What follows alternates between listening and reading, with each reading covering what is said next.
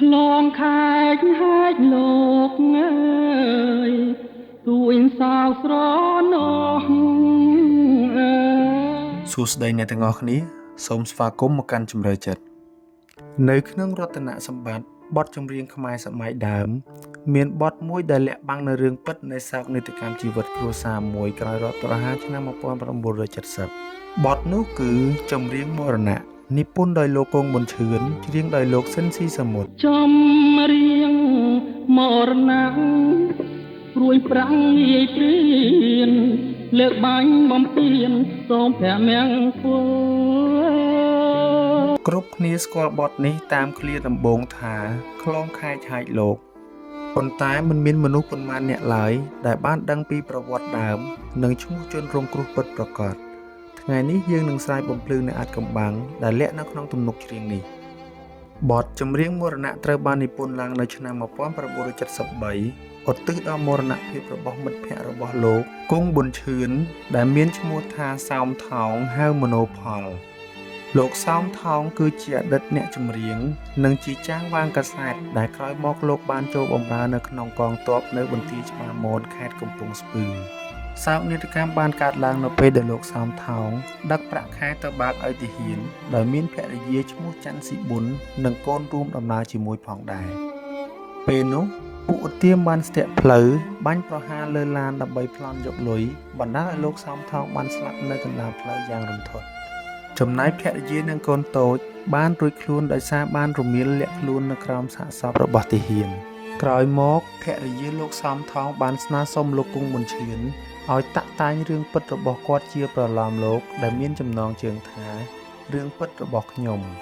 ហើយដើម្បីឲ្យសាច់រឿងកាន់តែមានភាពក្តុកក្តួលលោកគង់ប៊ុនឈឿនបានតាក់តែងនិពន្ធបទចម្រៀងចំនួន2បទទី1គឺបទចម្រៀងមរណៈនិងបទសែនឈឺចិត្តដាក់បញ្ចូលក្នុងសាច់រឿងផងដែរ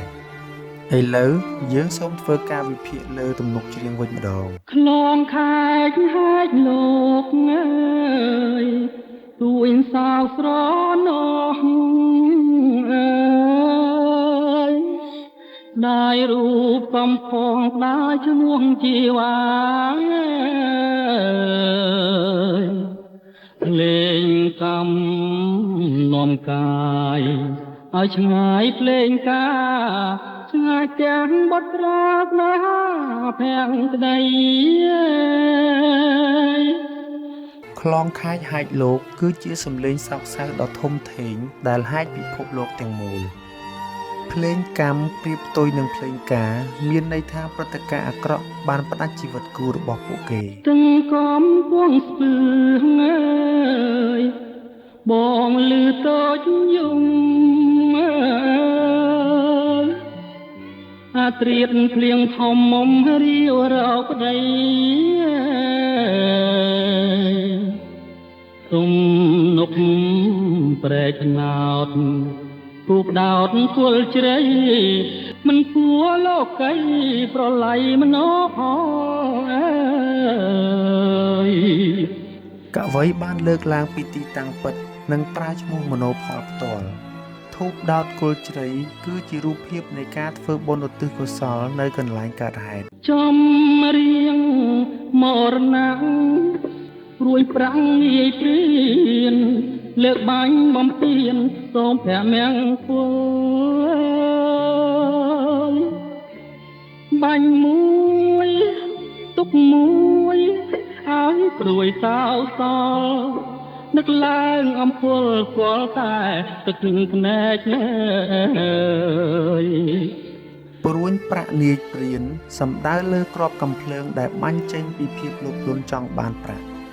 បាញ់មួយទុកមួយគឺជាការស្លាប់របស់ស្វាមីប៉ុន្តែប្រពន្ធនិងកូនត្រូវរស់នៅទាំងឈឺចាប់